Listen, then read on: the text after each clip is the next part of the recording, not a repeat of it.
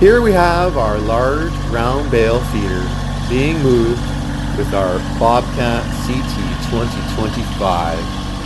This machine does this with ease.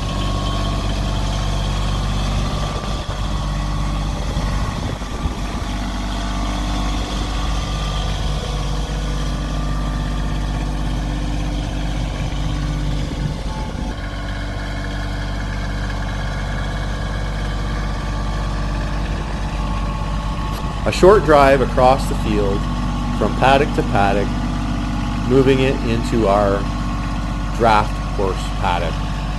They've destroyed the other feeder already.